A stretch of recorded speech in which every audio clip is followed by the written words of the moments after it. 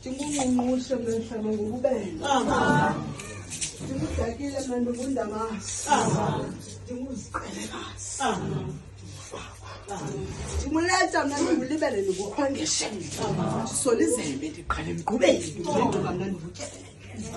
Ndingutshawela ndingumdala ndinguthiwe ndingubhoda mna ndingungonyaka ndingurharhani ndingumonde mna ndingutshaba.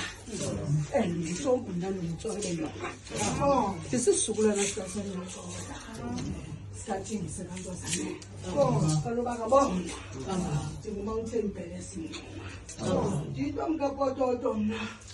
Ndiyintombi kaNosayinete. UNosayinete uzalwa nguNobangabona. UPototo uzalwa nguMountain Blessing. Ndiqoqiwe ngaphehlelwa phakathi kwezinkundla zasematshaweni. Zakabudala, zakatshiwo, zakabhudamani, zakangonyela, zakwarharhane, zakwaIngu, zakakhawuta, zakabulawa. Kwirhalambi zaba izikuzidla ekhaya mfondini. Kuthiwa ngokusuku malusi ndithi masixoxe.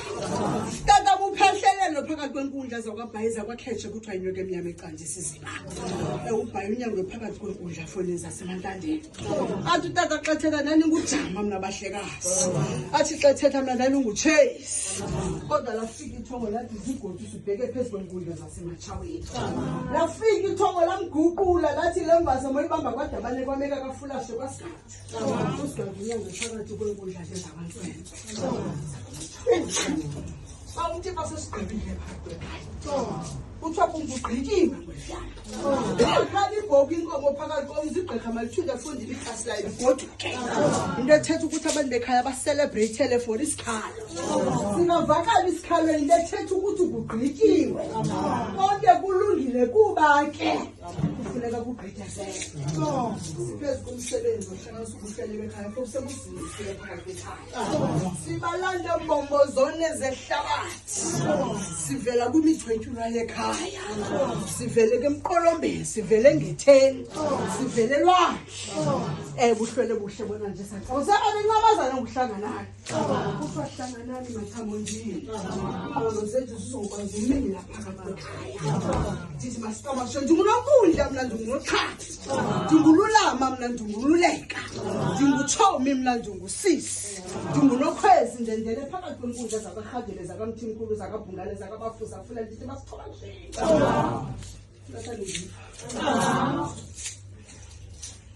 Xoxela izolo kwamanye ubugatsheni ubungekho.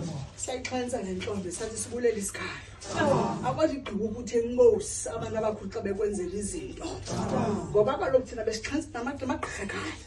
Thithi xa ngithethe sixhanisa noNotshoba mfondini. Sixhanisa nabantu kuthiwa ngoNomvuma kufa. Sixhanisa noNoqala inkundla. Sixhanisa nabantu kuthiwa ngoNomnqanda phakathi kwekhaya. Kaloku xa siyabalanda sithi sihlanganisa bonke ubuhlele bekhaya abantu ababhubha ngengozi.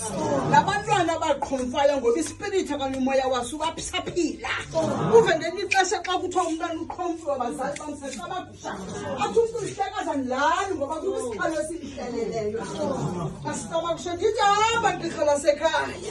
Amawuthetha phezu kolwandle mfondini umthiya igama. Ngoba kaloku lo muntu usephakathi kwegazi lakhe uyaphila.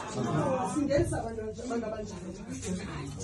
Uve sithi umntu ngumama mlonda ndihleli kwesasibele ngoba angandithele ngalo. Ndikhona mna ndiphila phakathi kwegazi lakhe. Singenisa nabantu bekhaya. Ngoba kaloku ngela xesha ematipeni. Kwafika lelo kuthiwa yinkosikazi okanye umfazi masixamasheni. Babekwemveni kocango kwahlangana kwaxoxwa ngabantu bekhaya. Sithi makubekho igqoqo labenti. Banikwe igusha yabo ngoba abakwazi unikwa iplani kwibhokho ngoba bakwazi ushwama phakathi kwekhaya. Isimbe sithi sibangenisile thina phakathi kwekhaya. Angabuzi bathina thina yethu ishi singenzelwa nto nje. Sibheke esifubeni kemagqirha sekhaya. Sisithi apha ematipeni nathi sithi hlanganani mathambonjini. Xa kubonakala igqirha xa uzawuxoxela nam khona imfihlelo zalapha masixoxeni. Ndixoxa abantu bekhaya beve, basabele, bamamele, basebenzise indlela zakwamoya. Phantsi kwesandla esihle ke samampondo sakwaThatha sabandayini. Makazi bamqothe nyusela lebhekile. Azilungiselela kodwa satsho noba zingoma ezimbini emveni koko. Sithi sibiza impahla.